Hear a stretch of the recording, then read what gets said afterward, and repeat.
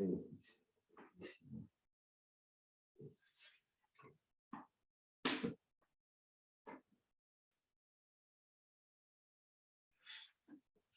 Krishna. Can you repeat after me? Om Namo Bhagavate Vasudevaya. Om Namo Bhagavate Vasudevaya.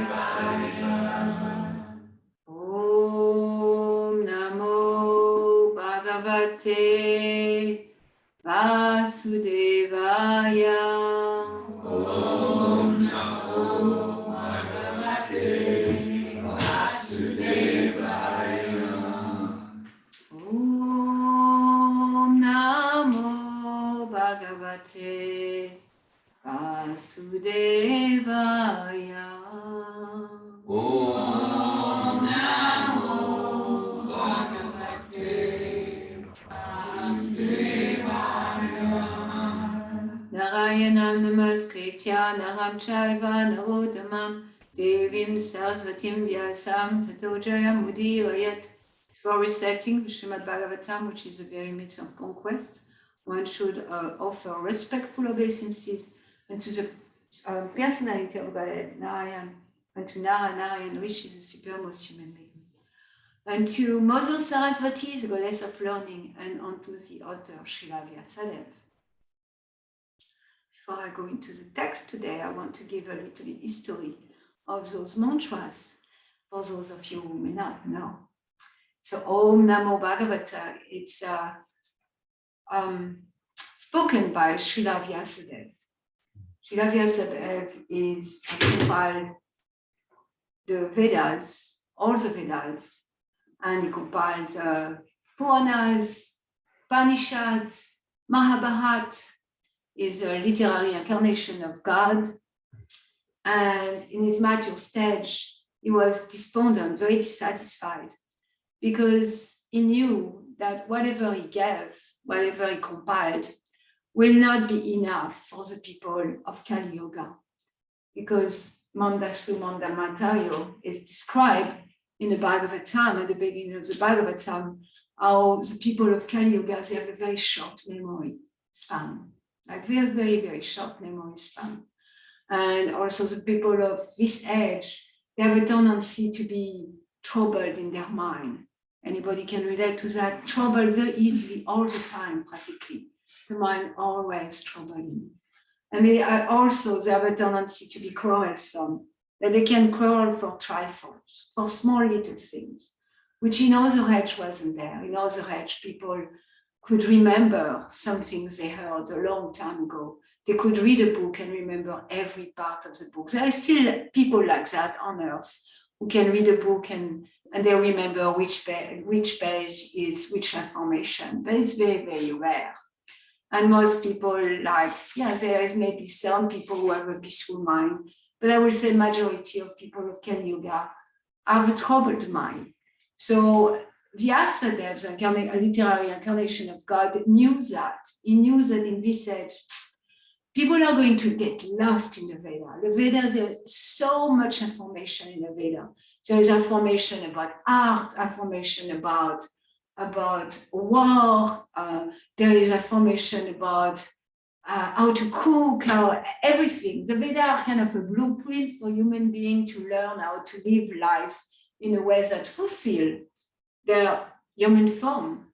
Like it says that after circulating for many, many life and birth and death, the reincarnation, incarnating in so many species of life, finally we come to a place of acquiring a human form, a human body. And the human body has a special boon, in comparison to other bodies, is that the human body can inquire about the absolute truth.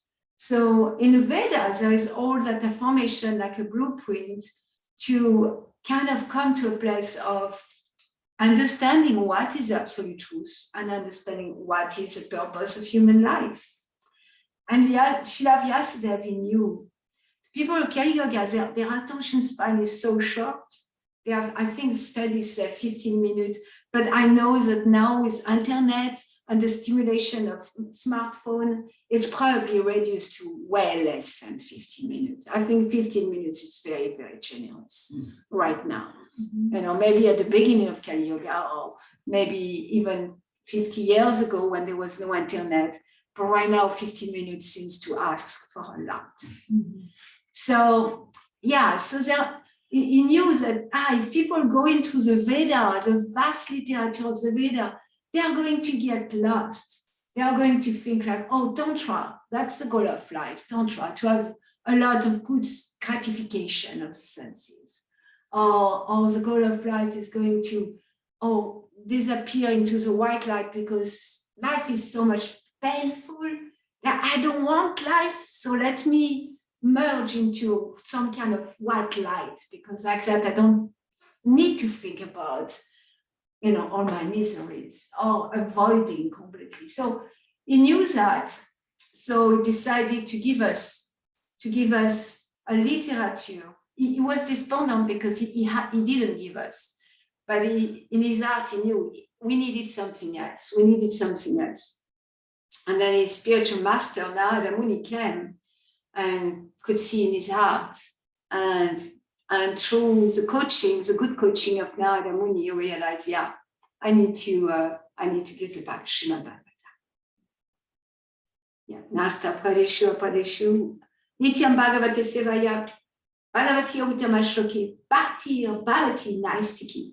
So this verse says that by regularly attending classes on Srimad Bhagavatam, all that is troublesome, all those things that are troublesome are almost can all disappear by listening to Srimad Bhagavatam.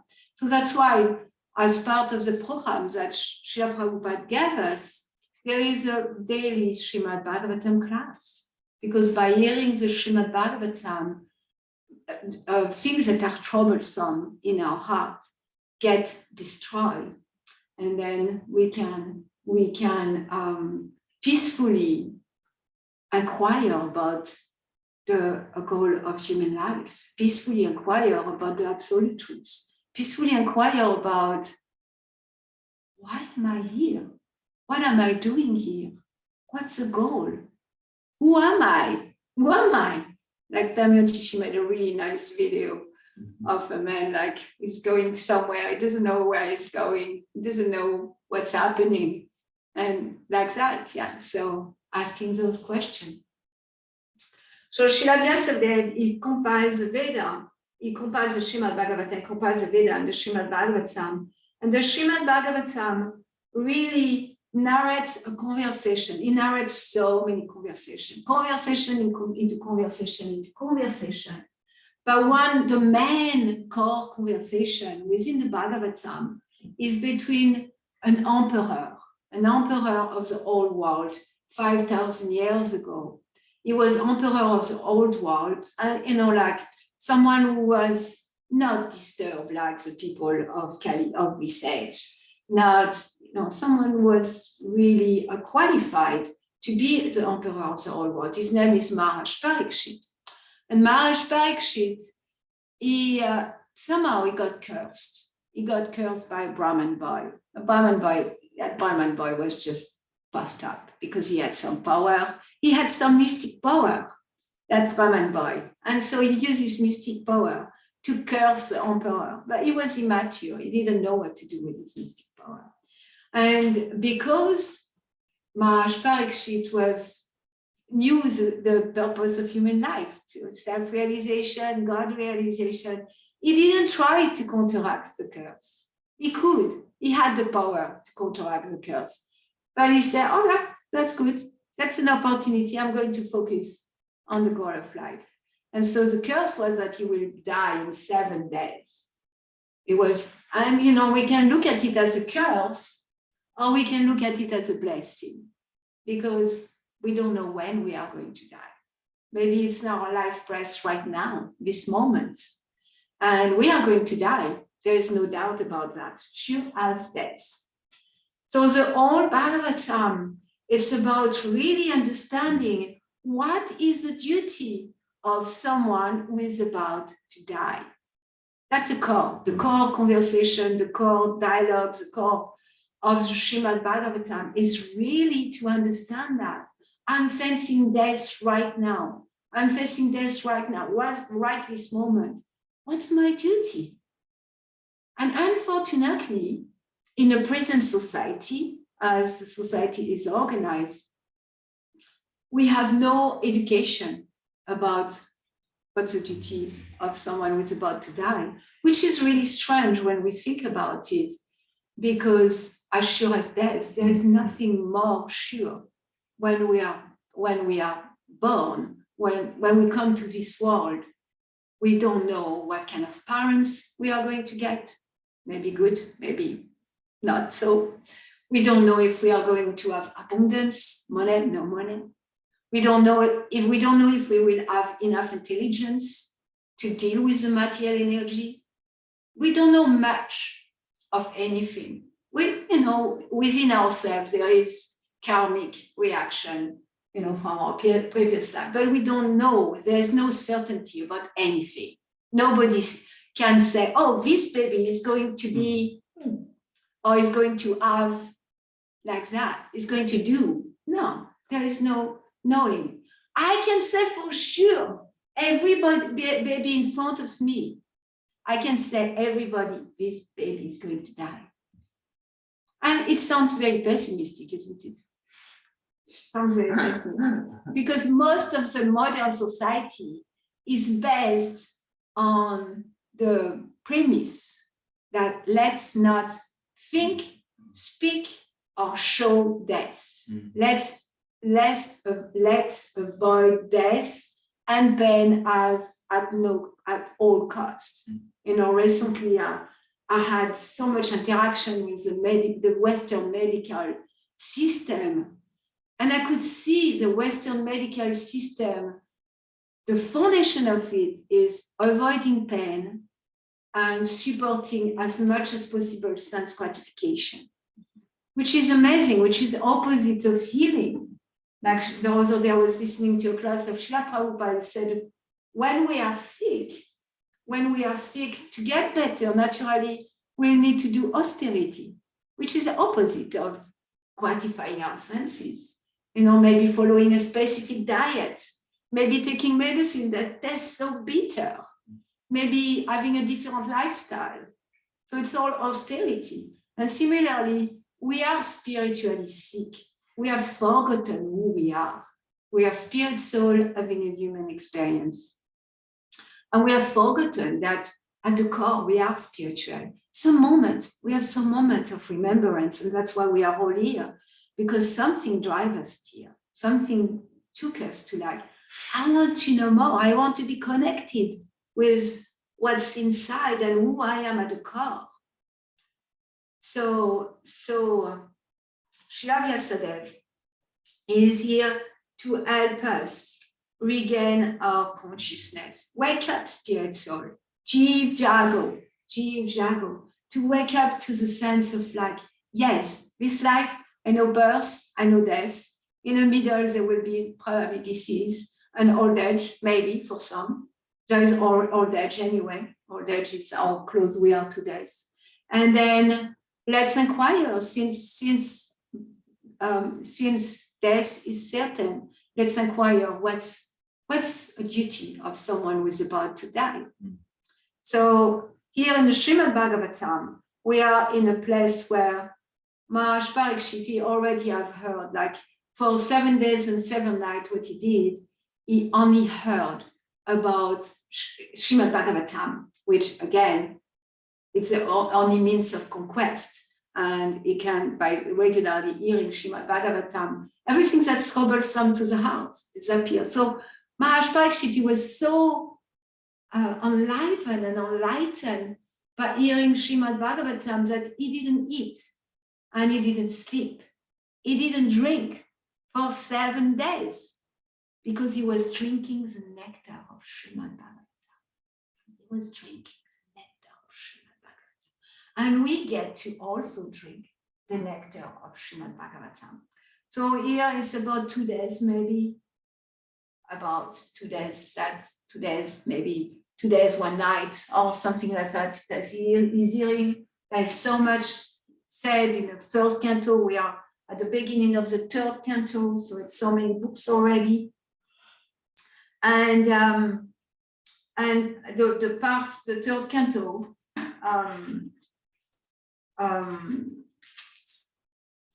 the 3rd canto starts with some question from Maharaj Parikshit, because he heard, maybe the day before, he heard about his uncle Vidura. And his uncle Vidura, he heard that he came back from a pilgrimage. And when he came back from a pilgrimage, he spoke with his other uncle, Dhritarashtra, who was a king at the time. So he's inquiring because he wants to know what's happened during the pilgrimage. And he had a conversation. Again, the Srimad Bhagavatam is full of stories of sages and very advanced spiritualists that have conversation between each other. So he inquired, like, he heard that during his pilgrimage, he had met a sage called Maitreya Rishi. And he inquired, like, okay, what did they speak about? What did Vidura, my uncle, ask about when he saw? Because we want to know what to ask. Let's say right now, Jesus Christ coming for the first.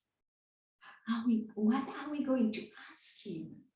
What are we going to ask him? So we learn from the sages, we learn from Vidura. It's like Munayo Sadhu Christoham. Sutta Goswami there was a gathering of 1,000 sages, and they asked questions, and he said, your questions are very worth it because they relate to the welfare of humanity, because they are connected with Krishna. And only question of the sort can fully satisfy the self. So what to inquire about? And in the purport, Srila Prabhupada said, there is no difference between the speaker and the listener. So Maharaj Parikshit didn't say what Maitreya said, he said, what did Vidura ask? Because knowing what to ask. Lord Jesus Christ from of you, Srila Prabhupada, what are we going to ask him? Like, how can I make more money? How can I make my life less miserable? No, I want to say, yes, I am miserable. I accept I'm miserable. This life is misery. Sometimes there is happiness, but mainly there is an illusion of happiness.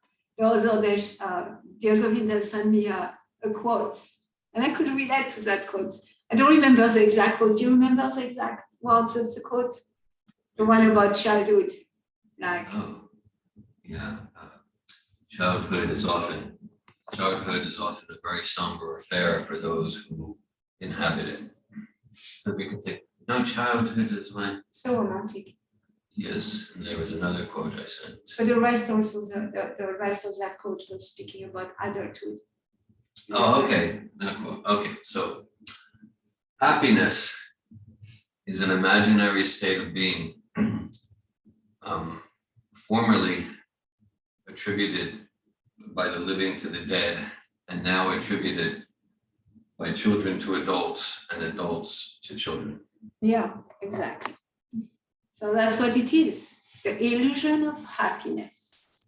I remember being a child and thinking, freedom, that means you're an adult. Like I want to be an adult because they're free, they do whatever they want. And then now that's not true. Most of the time for me, it hasn't been true. But many times I'm hearing from people like happiness is childlike, being a child and be free and carefree and play all day. This is happiness.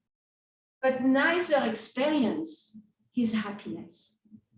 Children are unhappy most of the time. They always want something they cannot have. They always face their parents limiting them. This is misery. I remember the misery of childhood. And then adulthood it's not better. You know, I don't have parents anymore, but then I have responsibility, and then I still don't have what I want. I still anchor for something that I'm not getting. So I really like that.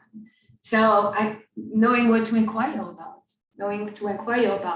So Maharaj Parikshit inquired from the sage that was there to help him when he was about to die. And the sage appeared to him because he was so sincere. The sage appeared to him and he was there to reveal the absolute truth to the emperor. And the emperor was just like, yeah, I'm so happy I was cursed to die because I get to listen for 7 days and 7 nights the nectar of the Srimad Bhagavatam. I get to hear about Krishna 7 days and 7 nights.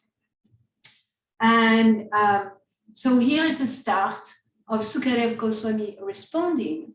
And he's responding with giving the context that will lead us to understand what's happened to Vidura and why Vidura went on a pilgrimage and how come he got in contact with Maitreya Rishi. So that's where we are at in our Srimad Bhagavatam class. I just wanted to give some context.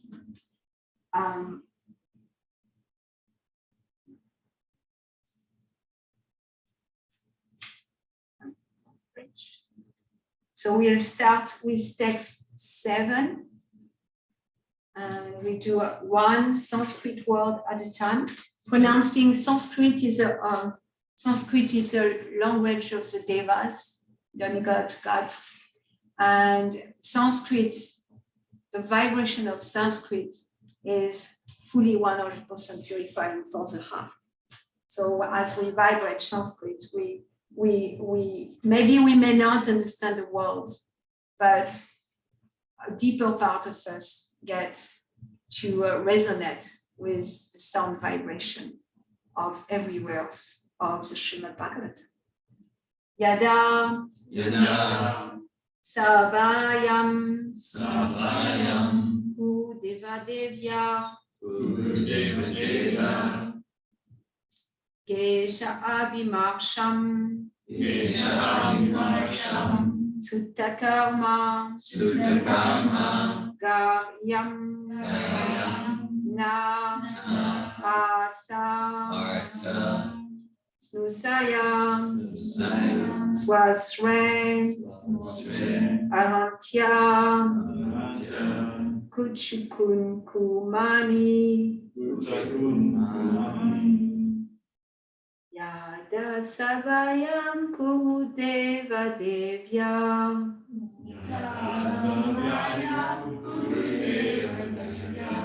Kesha Bimarsham Sutta-karma Garyam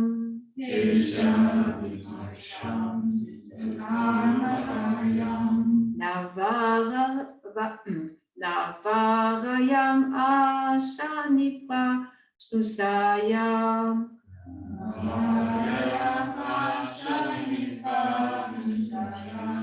Swasrer Arantya Kuchakun Kumani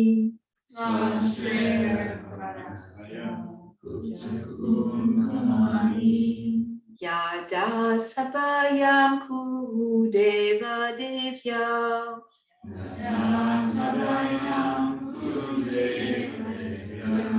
Kesha Bimarsham Sutta-karma Garyam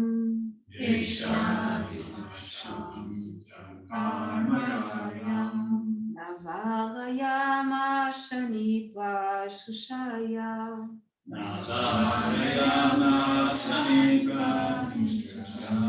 Shvaser Arantya Kuchakun Kumani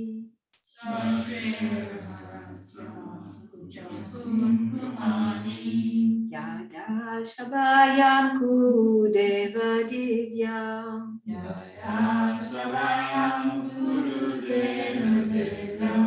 Kesha Bimarsham Sutta-karma Garyam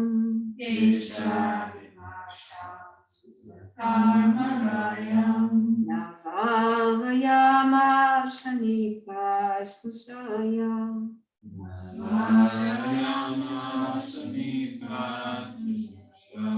Shvasre Arantya kumkumani.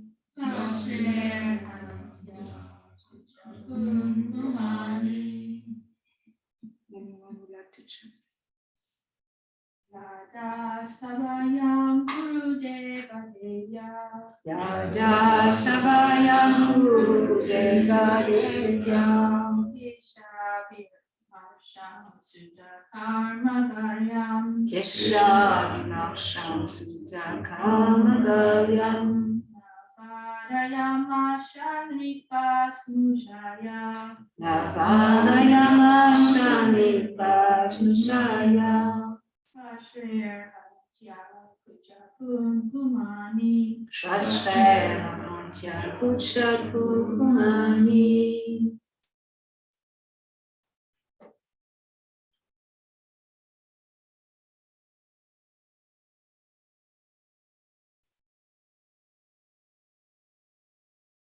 One else left to chant. Yada Sabayam Gurudeva Deva. Yada Sabayam Gurudeva Devya. Kesha Vimarsham Sudha Karmagaryam. Kesha Vimarsham Sudha Karmagaryam.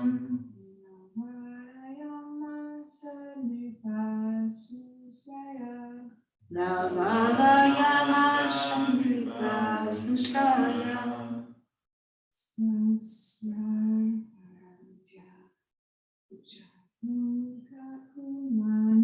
Shashver Amantya Kucha Kumkumani.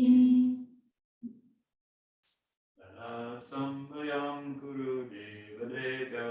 Yada Sabayam Gurudeva Devya. Kesha Vimarsham Sudha Karmagaryam. Kesha Vimarsham Sutta Karmagaryam. Navarayama Shanipa Nushaya. Navarayama Shanipa Snushaya. Swasir Bharantya Kucha Kumkumani. Shwasver Amantya Kucha Kumkumani. Someone online would like to chat?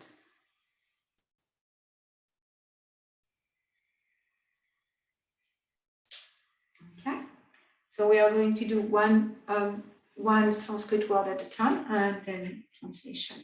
Yada, Yada, when, Sabayam, Sabayam, the assembly, the assembly, Gurudeva Devya, Gurudeva Devya. of Draupadi, Of Draupadi, the wife of godly Yudhishthira, the wife of godly Yudhishthira. Kesha Abhimarsham, Kesha Abhimarsham. answered by grabbing her hair, Insult by grabbing her hair. Sutta Karma, Sutta Karma. action taken by his son, Action taken by his son. Garyam, Garyam, which was abominable, which was abominable. now, Now, did not, did not. Varayam, Asham, Varamasa, Paramasam. forbid, Forbid. Nipa, Midva, the king, the king. Snusaya, Desire. of his daughters-in-law, Daughters-in-law. Swasre, Swasre. by her tears, By tears. Ahantya, Ahantya. of she who was washing, She was washing. Kunsha Kumkumani, Kumkumani. red dust on her breast. Red dust on her breast. Translation. The king did not forbid his son Dushashan's abominable action of grabbing the hair of Draupadi, the wife of the godly king Yudhishthira, even though her tears washed the red dust on her breast. There is no purport, so I'm going to go to the next verse. Yudetva dhammena chistasya shado svatya valambasya vanam gatasya nayakshato dat samayena dayam tamo jusano yad ajata shatro. We can go a word for word. Dute, by means of gambling. Two, but Adharmena by unfair tricks. Jitasya of the vanquished. Shadow, a saintly person. Satya Avalambasya, one who embraced truth as shelter. Vanam, forest. Gatasya, of the goer. Na, never. Uchata, when asked for. Adat, delivered. Samayena, in due course. Dayam, right share.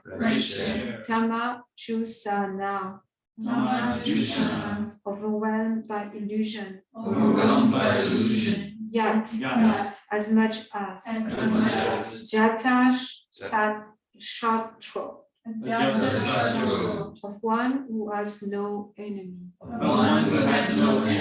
Translation: Yudhishthir, who was born without any enemy, was unfairly defeated in gambling. But because he had taken the vow of truthfulness, he went off to the forest. When he came back in due course and begged the return of his rightful share of the kingdom, he was refused by Dhritarashtra, who was overwhelmed by illusion. Purport by His Divine Grace A.C. Bhaktivedanta Swami Prabhupada. Maharaj Yudhishthira was the rightful heir of his father's kingdom, but just to favor his own sons, headed by Duryodhana, Dhritarashtra, Maharaj Yudhishthira's uncle, adopted various unfair means to cheat his nephews of their rightful share of the kingdom. At last, the Pandavas demanded only 5 villages, one for each of the 5 brothers.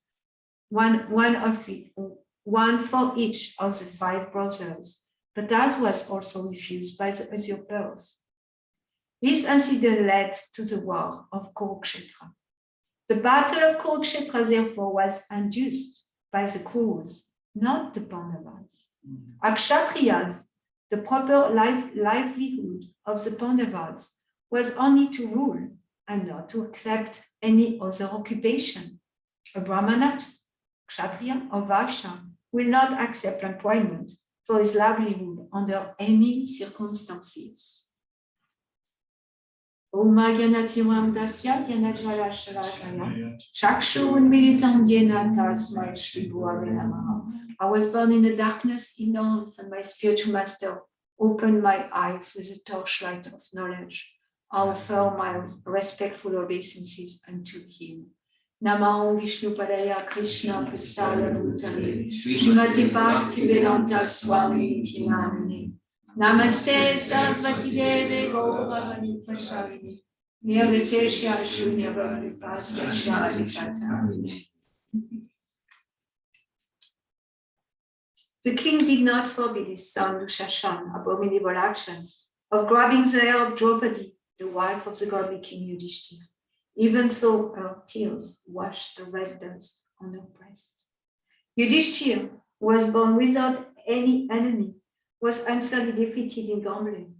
But because he had taken the vow of truthfulness, he went off to the forest. When he came back in due course and begged the return of his rightful share of the kingdom, he was refused by Dhritarashtra, who was overwhelmed by illusion. So quite a plot here, quite a plot. And again, I could really go into Mahabharat story, and we could spend the next 3 hours just speaking about all the intrigue of the stories, and it will be so enlivening for me to do that. And at the same time, it may be overwhelming for some who have no familiarity with all those stories. So I'm going to identify different theme in those 2 verses and try to give some context at the same time. So just the first verse, Draupadi, we can put ourselves back, if we can, let's try to put ourselves back in the shoes of a woman in a very, very different culture than our present culture. A woman who has been protected from childhood by her father Draupadi, and loved and cherished by her father and her mother, protected and given a right education, and also from the start of her life, given a guidance about spiritual life, about the purpose of human life, guidance about how to fulfill the purpose in such a way that she feels very successful, guidance for her to feel so sheltered that inside of her there is 100% security, a sense of full security and trust that nothing can take away, a full confidence in herself that she doesn't need anything to fill up her cup, because her cup is fully complete by her education, her culture, her surrounding. So let's put ourselves in those shoes, which are very different than the shoes we are inhabiting now. And then this woman was so simply taken care of so nicely, in full protection, knowing that chastity is the strength of her heart, that in deep inside herself, she had a treasure of that chastity. That woman was so powerful that she was able to choose a husband and had like hundreds of the most powerful king on earth coming to marry her. Draupadi was so beautiful and so qualified that the greatest man on earth wanted to marry her. And because she was confident, she had a Swayambar. Swayambar is a place where the woman chooses who she's going to marry. And because she's qualified, she doesn't want to, get with someone who doesn't have qualification. Why would she give herself to someone who doesn't deserve her? Who has that sense of dignity? What woman on earth right now has that sense of dignity? That I'm not going to give myself cheaply to any guy who come around. But she had. Draupadi is amazing. And in fact, the whole war of Kurukshetra was fought because of Draupadi. So people who say that there is no woman role in a Shastra, I don't know where they get that. The whole war, the whole Bhagavad Gita was spoken because of Draupadi. So Draupadi, she is that woman. And at her Swayambar, she really wanted, she insulted Karna, and she really wanted the best of the best of the best. So her father prepared something that was really impossible for most ordinary men to achieve. Like Swayambar is like a woman will say, okay, I want men to fight bulls in front of me, show their strength, or like show their archery or show their capacity. Because she's a princess, she wants a prince, she wants someone who knows how to fight. She was a Brahman, it will be different, but she is a princess, so she wants to marry a real king, a real strong man.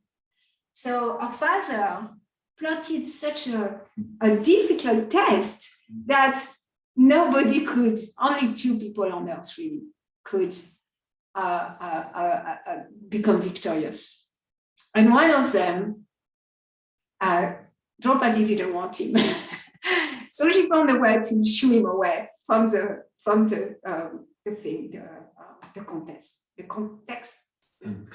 contest. So she found a way to shoo him away. But really, unfortunately, the one she wanted was apparently, from what everybody knew, dead in a fire. Mm-hmm. But when he heard, but he wasn't dead. And we explained that in our last class. Anyway, it's too long. If we start with a story, the story is going to lead to another story. That's going to lead to another story. That's going to lead to another story and another story. So we are going to be here all day. And the class, unfortunately, has limited amount of time. So I'm not going to go there. But still, she was so qualified that man came, and he came in disguise because he didn't die. everybody was thinking he was dead, but he wasn't dead. But nobody knew he was alive. So he came as a Brahman. He didn't come with all this, you know, he was hiding. He was hiding. So he was dressed in a very simple Brahman, you know, with a dhoti and kurta. And so, but nobody recognized him in that. And then, of course, he win the contest because he's the only one who could. And anyway, so Draupadi is that person. So imagine, let's put ourselves in the shoes of this special woman. Of course, it's difficult because it's so out of our box. It's so out of the modern world. It's so out of imagining a woman that so much deep sense of dignity, confidence, trust in herself, security, that she, you know, she show up. She's not going to ever become a doormat. Draupadi was never a doormat. Someone said that to me once. How do you remember that? Someone said that to me. 11 years ago. So the person said that to me. My daughter was 4 or 5 years old and she's 28 now. Oh.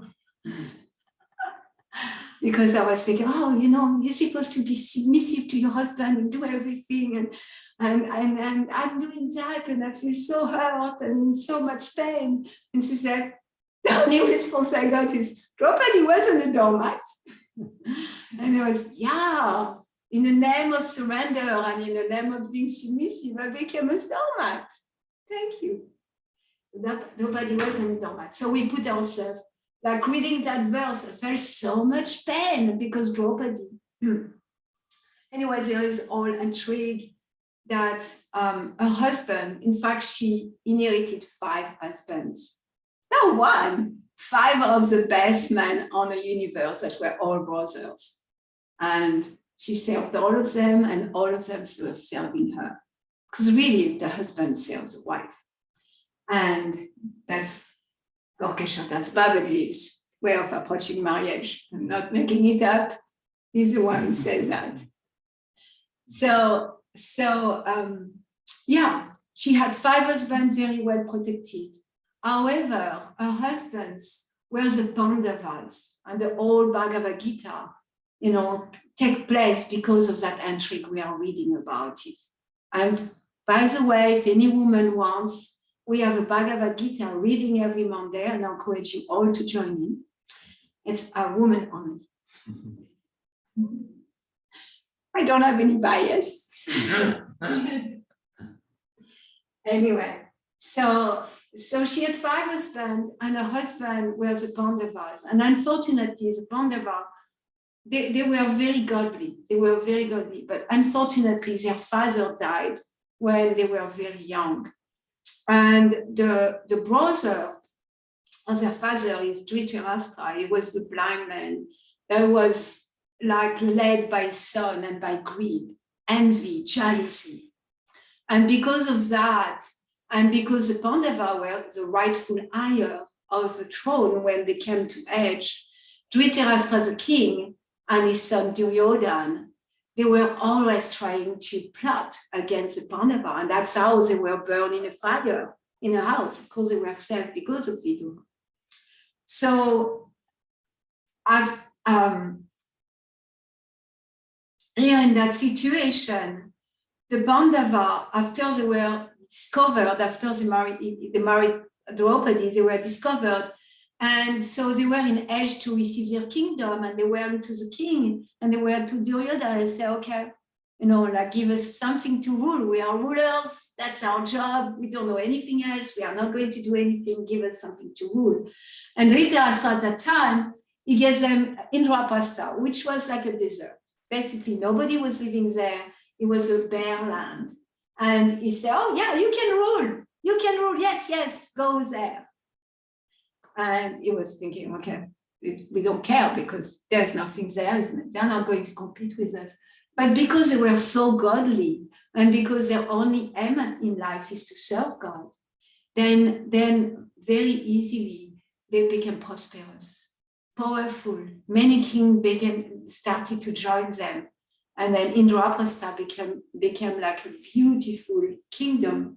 And and with a very interesting palace that was built by Maya, but we are not going to speak about that. And anyway, so Duryodhan, seeing all that abundance, the son of Dhritarashtra, the king, they wanted to keep the kingdom, and Duryodhan wanted to be so higher, and he was always fighting. And when he saw that they became so opulent, that they had such kingdom, he became so envious, because that's what we have in our life, in our heart, envy. So easily we are envious of others. So easily we want something that others have, or we want to criticize others, or we want to push them down, or we want to make them wrong. Oh, so easily. So Duryodhan, you represent that. And he couldn't stand that the Pandava were so righteous, so beautiful, so truthful. They had all godly quality, and they were only serving God. That was their goal. They were humble and easygoing. They could have come back and said, we want the kingdom now. They didn't do that. They said, give us some place. They were so godly that they didn't even ask for what they deserved. They said, okay, you can rule, you can be the emperor, but give us some place. So they received that place. And then Duryodhan, when he became so angry with his mother's side uncle, Shakuni, was in fact from Afghanistan. Shakuni is from Afghanistan. Gandhar. Yeah, Gandhar is his brother. Shakuni, he was really angry from the beginning because, no, I shouldn't go there. We should have a storytelling night. I know it's too much, because there is another story why Shakuni is angry. It's because his sister was married to a blind king. Anyway, we won't go there. But we need to set aside a time for storytelling. Yeah. For you to tell stories. So we won't go there. But Draupadi, she was in that assembly where the men like Shakuni and Duryodhan, because he was so angry and envious, they made another plot. They tried to kill them, they tried to burn them, they tried to poison them. Finally, they have a kingdom. Finally, there seems to be peace, but no, that's not enough. Now, Duryodhan and Dhritarashtra, they made another plot that they invited the Pandava to come and gamble.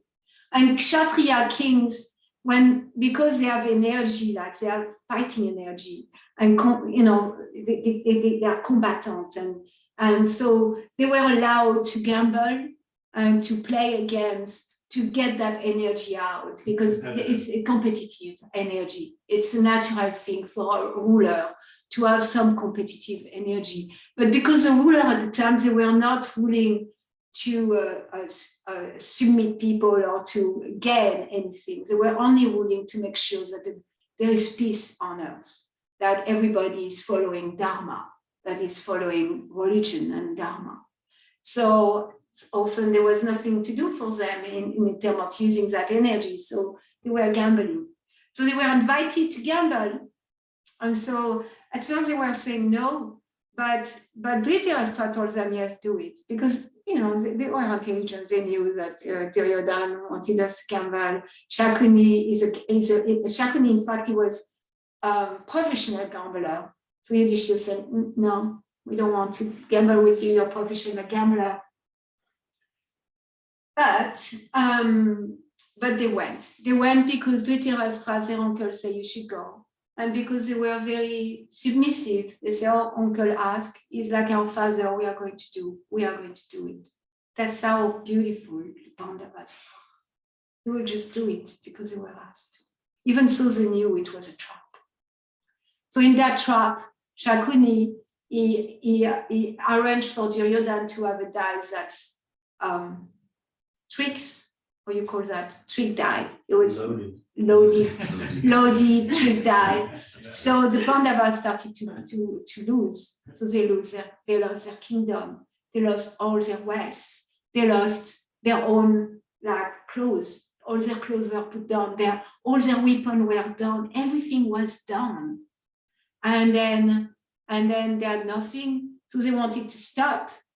And then Duryodhana said, what about your wife? And because when a Kshatriya is challenged and gamble, like part of the code is to not refuse. And so they were like, no, not our wife. And then that's when what is his name? Dushashan went and he grabbed Draupadi. And he brought Draupadi in the middle of men. It was just an assembly of men. And that woman was so protected that, yeah, she was with her husband, but it was like she was dragged, pulled by her hair in the middle of the men. And then Dushashan tried to disrobe her, to take her clothes in the middle of that assembly, all of them looking at her. Can you imagine the pain of this woman? So dignified, so chaste, so beautiful, so keeping her energy for herself to be in that situation. And she was there, and she was in that situation, most abominable situation where she was going to be disrobed, and who knows what else she will do. And at that time, she thought, I need to protect myself. And she started to hold on to her sari because Dushashan was pulling on her side. So she was starting to pull on her side, but she knew she didn't have the strength. He was a strong man. He was a warrior. She didn't have the strength to protect herself. So she pulled like that, and then she remembered, oh, Krishna, you're the only one who can save me. And so she started to look at Krishna, but she still had her hand pulling on her sari because she didn't really fully trust that she will be okay. And all of a sudden, she got that realization that let it be, let it go. And she surrendered. And she cried upon Govinda. Hey, Govinda! And she cried upon Krishna, upon Govinda. And in complete abandonment. At that time, it's not like she felt like her clothes will stay on her body. Mm-hmm. It's not like she was trying to fix. There is no material solution to any material problem. No material solution to any material problem. The only solution to any problem is spiritual. So she called on Krishna. And those who have been to my house, there's a picture of that pastime, and it's very dear to me. That pastime really helped me in my spiritual life to get strong. When things hit me, I remember Draupadi. I remember our situation. And whatever situation I am in is not as abominable as her situation, considering who she is. And then, yeah, and as long as she was holding a little bit, trying to kind of, yes, I'm spiritual, but I'm still trying to control materially in some way or another. Nothing happened. Nothing happened. Or something happened is that more and more she understood. She understood, I need to let go. Sarva dharmam parityaja mamekam sharanam vraja. At the end of the Bhagavad Gita, Krishna said, abandon all religion and just surrender unto me.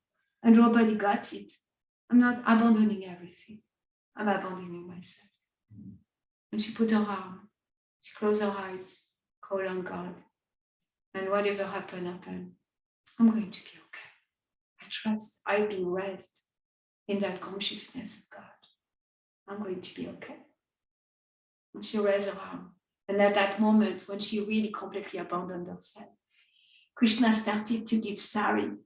And so Dushashan was pulling and pulling and pulling and pulling and pulling and pulling and pulling, and there was no end to the sari.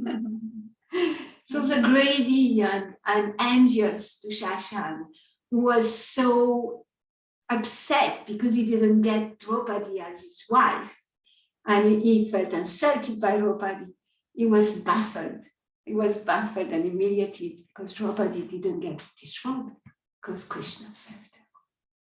So that's the story of surrender that I rely on, and that shows us what is it that leads us to that. And in order to surrender, we need to learn. We need to purify our heart. Draupadi, remember, she was trained from the start of her childhood in God consciousness, in righteousness, in chastity, but we are not. We are not. And because of that, in that moment, she was able to remember Govinda. But because we don't have that training, then 500 years ago, Lord Chaitanya came to us. He said, okay, you don't have that training, and if Dushashan come and put you on your sari, I doubt you will remember God and surrender to God. So here is a way you can purify your heart. Chant Hare Krishna. Hare Krishna, Hare Krishna, Krishna Krishna, Hare Hare. Hare Ram, Hare Ram, Ram Ram, Hare Hare. And when troublesome things come to our life, and they are going to come all the time, and even when they are not coming, remember, we are troubled in our mind all the time. Even if there is nothing troubling us, if our life is perfect, everything is okay, we have food and we have shelter and we have everything, we are going to find a way to be troubled. Then by chanting the holy name of the Lord, then by chanting Krishna's name, we take shelter of Krishna and we purified our hearts. And we are going to receive Krishna's guidance. We are going to receive yard and miles of sari to help us push it through. So that's the story of Draupadi. And I wanted to say a little bit more, like in a word for word, there is a description of King Yudhishthira. There is so much more to say about the rest of the pastime that we didn't speak about. And Yudhishthira is said, Sadhu is saintly person, sadhu. So he's a saintly person. And Satya Avalambasya, one who embraced truth as shelter. So in the Bible, you say, the truth will set you free. Truthfulness is the last leg of religion according to the Veda. So if we take shelter of truthfulness, we are going to be completely sheltered. And that's where King Yudhishthira sheltered himself. And King Yudhishthira is also described as having no enemy. No enemy, why? Because he's not envious. Because a pure devotee has no enemy, why? Because a pure devotee sees with equal vision. A pure devotee doesn't stop or doesn't get stuck at the envelope. The envelope, the pure devotee sees spirit, soul, having human experience. And he doesn't see like, oh, this is a woman, oh, this is a man, oh, this is a Jew person, or this is a Christian, or this is a black person, or this is a yellow person. A pure devotee doesn't see the envelope. It doesn't judge people, or it doesn't approach people according to the envelope. A pure devotee who sees with equal vision the spirit, soul, condition, and suffering in the material energy. So all those qualities, they were demonstrated so perfectly by Srila Prabhupada. And Srila Prabhupada, he manifested that quality, that of non-envious and having no enemies, seeing everyone, even those who wanted to hurt him, even those who wanted to criticize him, still seeing them with full compassion and love, and being able to not discriminate based on the bodily conception of life.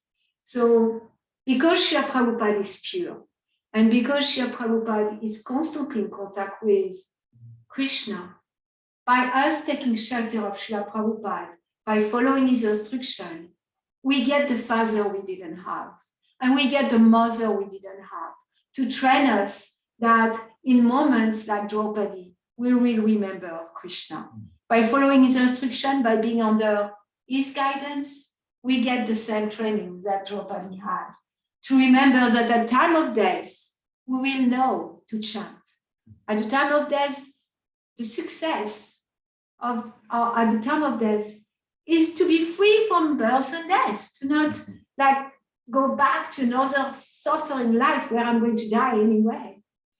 And that success is achieved by devotional service and way more. In fact, this is just the beginning, being free from birth and death.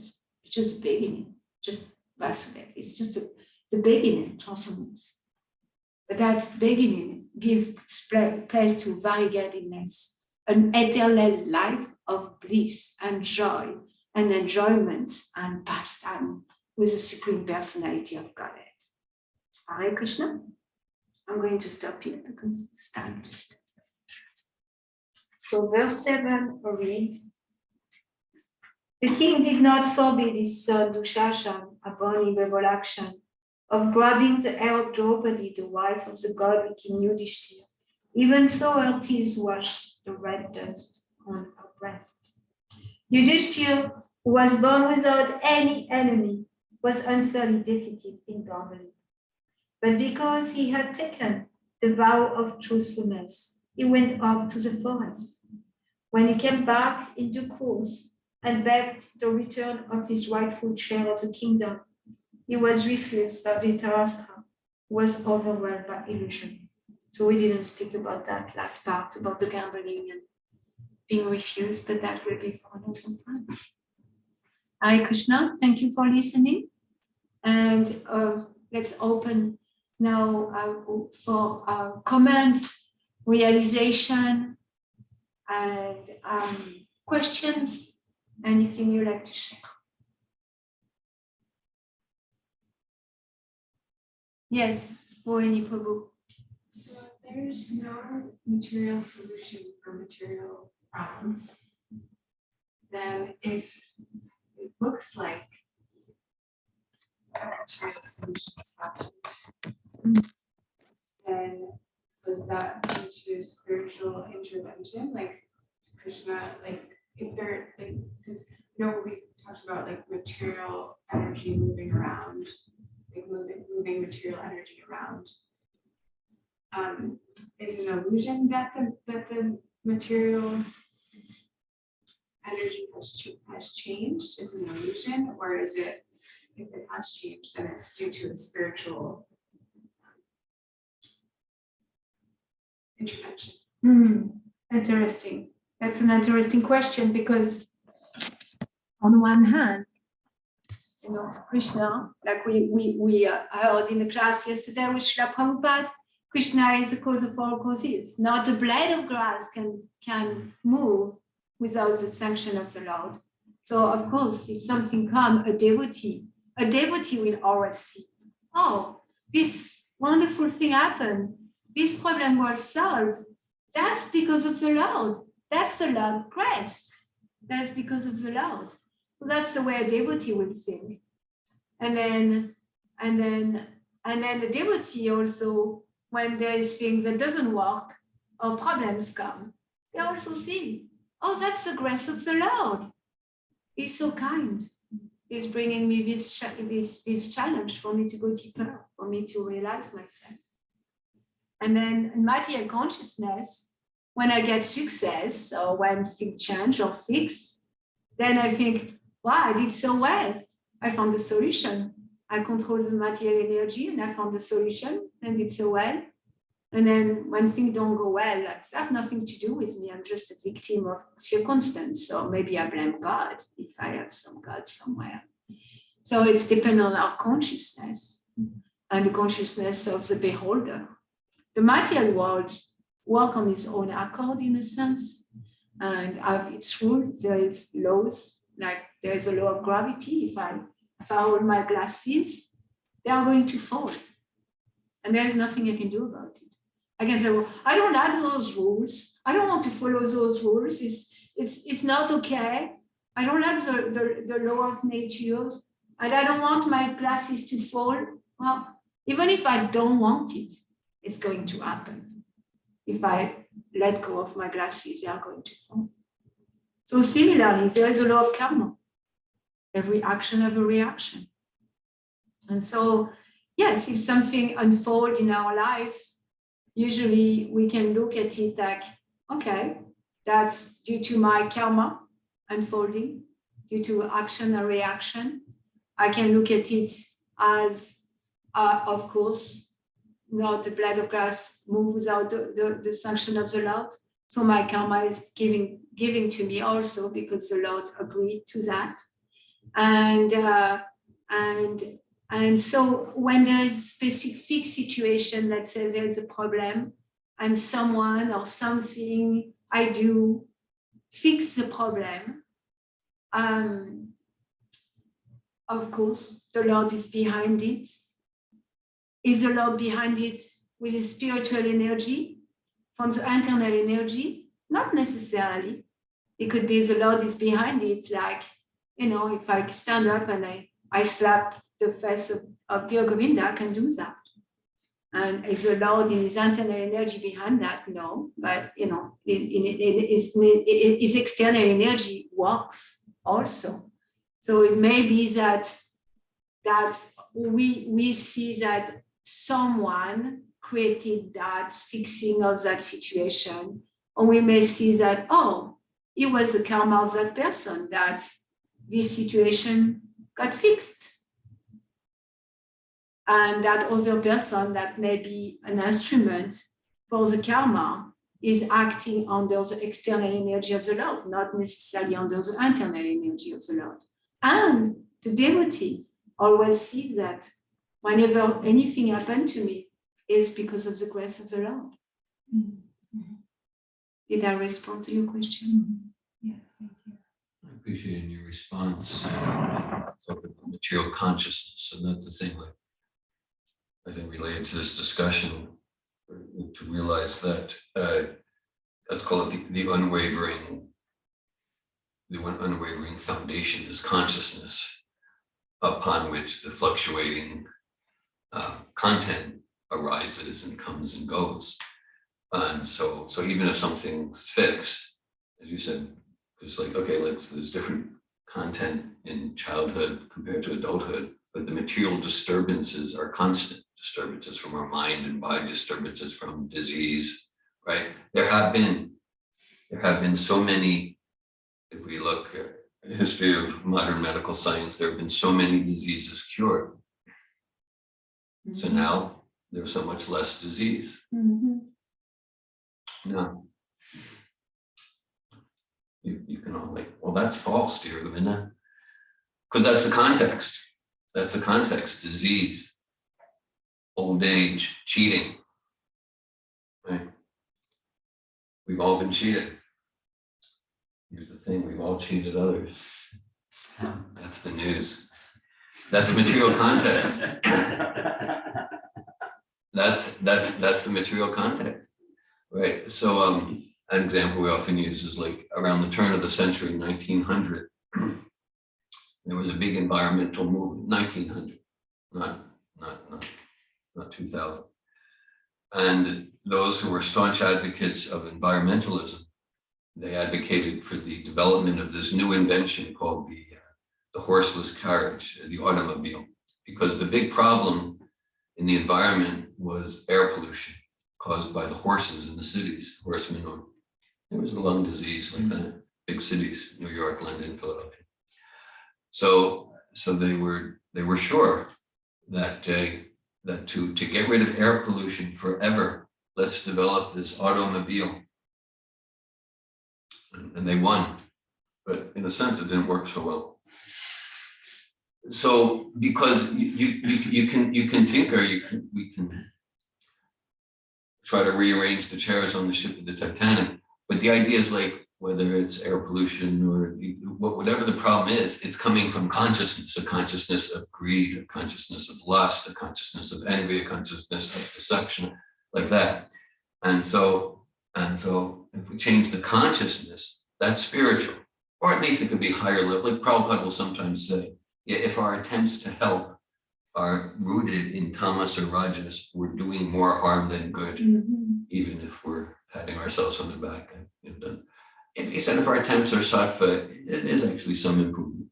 But so if we shift our consciousness, then externally there will be adjustments. But in one sense, that's a byproduct. That's secondary. So yeah. So right. So the actual happiness, the actual solution is to shift consciousness, and as you so nicely explained. So this Bhagavad Gita. It gives a science of how to shift our consciousness, and that's the actual solution. Otherwise, we might cure this because we might shift the burden. We might shift the burden from the left shoulder to the right shoulder, but that hasn't really fixed anything. Hare Krishna. No material solution to any material. If we are in that it's a consciousness. You think I can fix material anything because we don't have the power to fix, and usually when we try to fix, we make things worse. Sometimes we make them better, but most of the time we make them worse. Famous quote from Einstein. Einstein said, we can't solve a problem with the same consciousness that created it. So that's what this gets at. Yeah, deeply at the consciousness, changing to Krishna consciousness, God consciousness, self-realization consciousness. Then everything we do, we approach it from that perspective. And like I said, it's not just like a mystical thing. But even if we just, because where you started, I really was moved how you explained the consciousness of Draupadi. Like, there's the story. You got to her consciousness, she was just like really peaceful, self-satisfied spirit soul in a woman's body. And she's of course, their bodies, Pandava's bodies are interesting, but so you explained her consciousness. And so that's it. So when we're like alive to ourselves as consciousness, we're conscious and we're consciousness, alive to ourselves as servant of supreme consciousness, Krishna, right? The substratum of everything is transcendental personhood. Then we're Atmarama, then we're satisfied. Then naturally, we're not going to try to exploit others or exploit earth. And it's like this to see how like this is the ultimate ecology, the ultimate environmentalism, because then we're cultivating and sharing with others a consciousness where naturally we're satisfied, we're peaceful, we're fulfilled. We don't need to do self-deception to run away from the pain, and we don't need to do greed and envy and try to pull others down because we're naturally self-satisfied. And without that devotional consciousness, which as Prabhupada so nicely explained so much, he says, like this Hare Krishna Maha mantra, it's not an artificial imposition on the mind. It's the original consciousness of the self.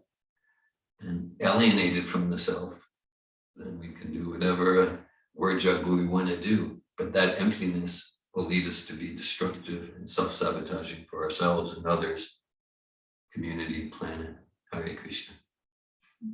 Hare Krishna. Thank you. Yeah, naturally, if we are God conscious, then we are going to be conscious of Mother Earth. We are going to be conscious of all the servants of Krishna. We are going to be conscious of the environments of Krishna's creation, of Krishna's nature. Thank you. Anything else? What was the quote by Einstein that you said about consciousness? Yeah, he said, we can't solve a problem with the same consciousness that created it. Let's solve air pollution by creating the automobile. Because if the consciousness of greed, lust, insanity, self-deception is still there, we're going to continue to create pollution in so many ways. We can't get around it. What does the red dust on her chest represent? Kumkum. So when a woman gets married and then her husband, as a mark of protection, he puts some red. You have seen that in India, like women, they have a big red. Sometimes in India, most of the time, it's the woman get kumkum in between here, in her parting of the hair. And then, she was crying and she was in such that it fell on her breast. Like that. Yeah. Like, imagine a mascara that fall on your clothes. So it was but it's significant. Every word in the Bhagavatam is significant because that indicates that she's a woman that married, a chaste woman that married, and for her to be naked in front of men that are not her husband, it's like the deepest humiliation. So that this come up in the verse. It's not like there are so many details that Sukha Goswami could have described, And there is a reason he takes that very details, because he indicates that Draupadi is a really chaste woman. She's a married woman.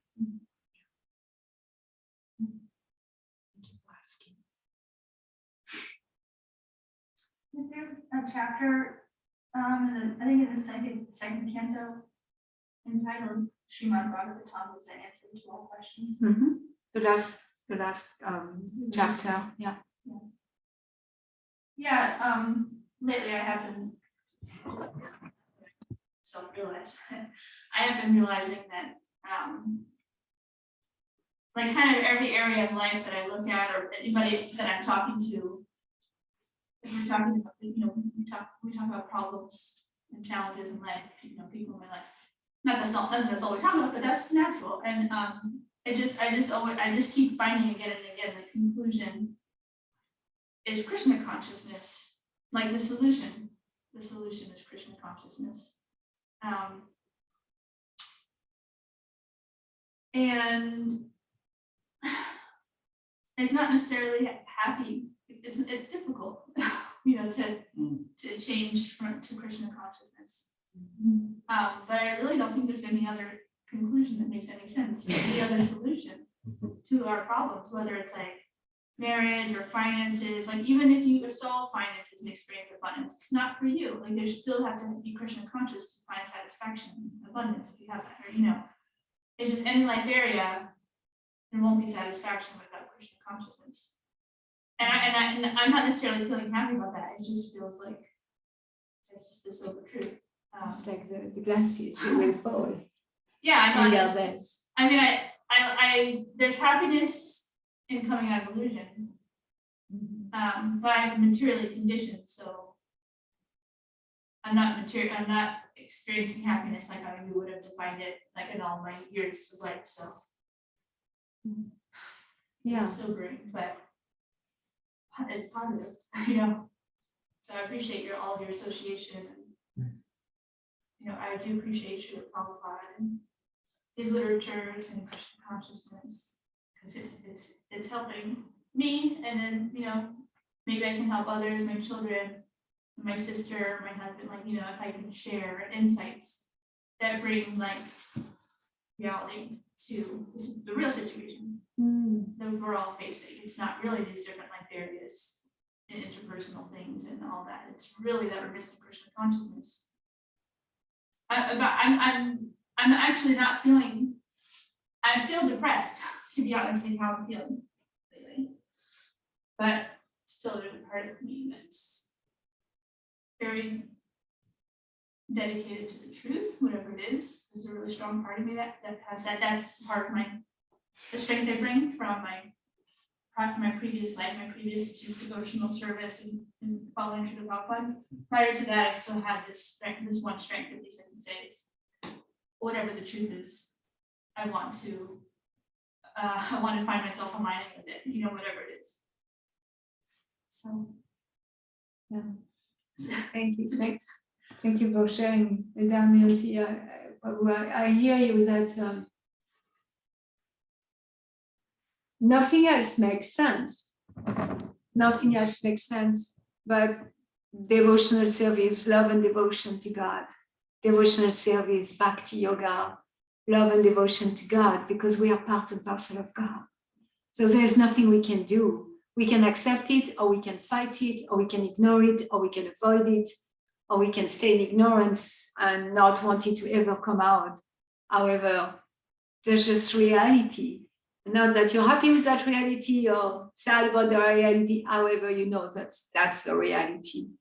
And that real true bliss and happiness happen in that connection with our, source, with source, with in that intimate relationship. Really, it's a really intimate, loving relationship with God. And that real happiness only comes from that. And at the same time, it sounds simple, but it's not easy. And even so it's not easy, nothing else is easy either. And the rest that's still not easy doesn't make sense. or doesn't really lead anywhere. Yeah, So- you're kind of helping, you're describing my experience as like, I don't think Like there is a choice between something that's not easy and lead nowhere, and something that's not easy and makes sense and connect with the possibility that's there to step out of the struggling of the conditioning. Because we are conditioned. We are conditioned for millions of lifetimes. From time immemorial, we cannot even retrace from the start of our conditioning. And then we function in that conditioning, that's our box. And then, even like I had to put a lot of work for us to kind of try to step out of the box to be in Draupadi's shoes, because it's so out of our box. Yeah, a fulfilled, satisfied, secure woman. Just, where is that? So yes, and at the same time, it's not easy, and that's a process that's not easy, but nothing else makes sense. And I can relate to that. Even since I'm a devotee, I have been open, like, show me something else. Please show me something else that makes sense to give my life to. And I gave my life to a lot of things before I came to Krishna consciousness. And even, since the last 35 years, I'd say, I have been open, really open. Show me something else. Not something else that makes more sense. From my perspective also, something else that's more relishable to live for. Because it's not simply, okay, it makes sense for a goal, but it's also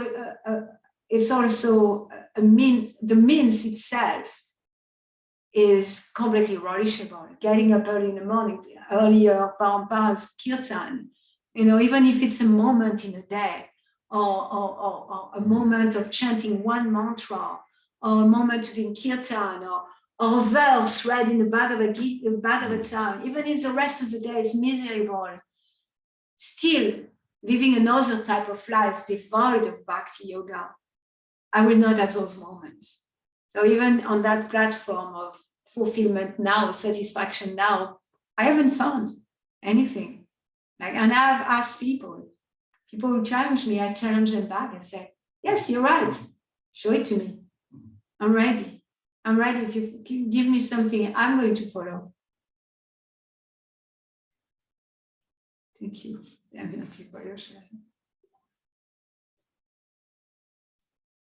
feel called to share something.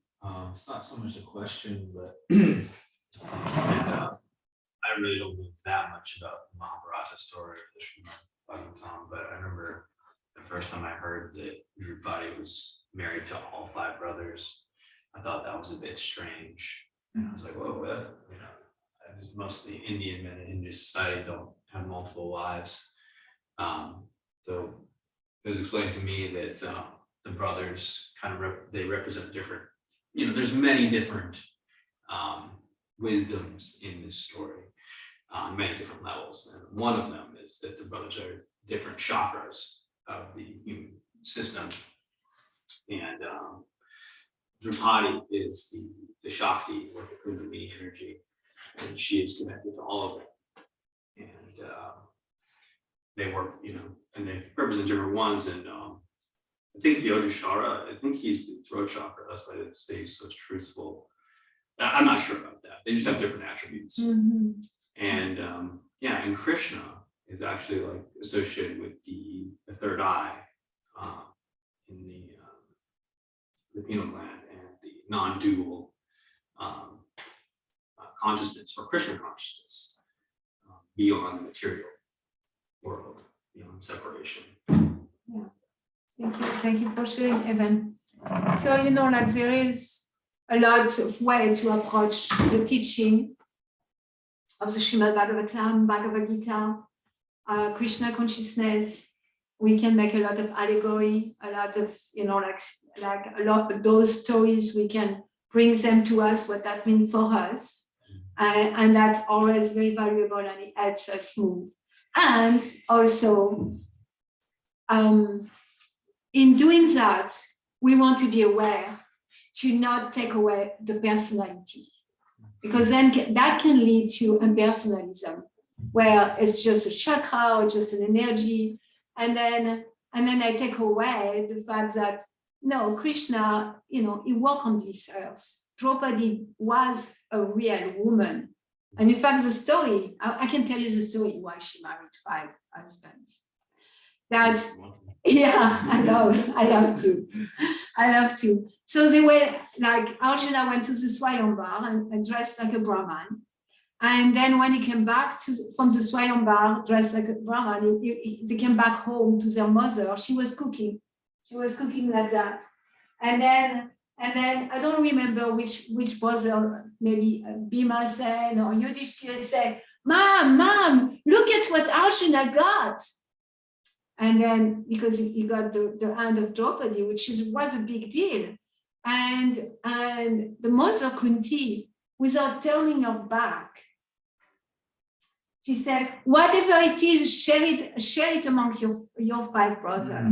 And that's how they were, because at the time, people were raised to listen to their parents, to hear their mom and dad, and to do whatever their mom and dad were saying to do. You had to do that too. Yes, and so when the mother says that, it was like God speaking. And so they were like, okay, mom says that, we have to do it.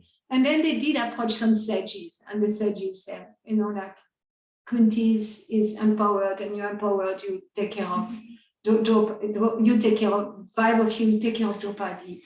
And that doesn't take away the allegory. We can, about, sometimes it's the 5 senses or the 5 chakras and the battlefield, Kurukshetra being the battles that we have inside us. That's there. And we want to be aware of keeping that in perspective to help us in self-realization without impersonifying. What's the word? Depersonifying those personality. Because let's say you have pastime, Evan have pastimes, and you do something, but then in your pastime, there's some allegory you can get that's helped me in my spiritual life. But then the problem will come is that say yes, it's just like an energy, or it's just like that. And then at one point I say, I see you as having no eyes, no ears, that you don't hear properly, you cannot even speak, that you don't have the ability to have a relationship or anything. And then naturally you will feel offended because that's taken away. It's taking away your personality, the fact that you're a person and you can have a relationship and you can be loved. You don't need to be simply an abstract kind of allegory to help me. Yeah. So we want to be helped by those allegories, and we want those that would be careful to not completely, because of the allegory, leave aside the fact that Draupadi existed. She was a woman walking on this earth, and because of whatever happened to her, she had 5 husbands, and very different one from the next. They all have different qualities, and it does correspond to different qualities that maybe we can look at within ourselves. Yes, for sure. Like we look at Yudhishthira's quality today, that is, doesn't have any enemy, is not envious, and he lives by truth. So yes, we can see, okay, what's Yudhishthira inside me? And how can I emanate those qualities? Yeah. Thank you for your sharing. Thanks. And ultimately, Draupadi surrendered to Krishna, the person, not to a pineal gland. That's important. I appreciate that we can get symbolism and that's helpful, but she's surrendered to Krishna. Draupadi, the person, surrendered her whole life and devotional heart to Krishna, the person. That's important to keep front and center. Yeah. I mean, if we want to really understand what's happening. Yeah, she called, hey, Govinda. She called it by his most intimate name, Govinda, the protector of the cow. Really, so much, very, very intimate. And yes, some people, they want to take away, the personality of God. They want to take the personality, all those personality away. I wasn't trying to take away the personality. I didn't I say think that. as more for me is like noticing, especially in Sanskrit, the multiple meanings of all the words Mhm. and noticing both what you're saying in terms of the interpersonal stories of the people, and also it's all happening on both levels all at the same time. Mhm. And each one is equally important. Yeah, to take from Yudhishthira about truthfulness, to take from Krishna, to take from the battlefield of Kurukshetra,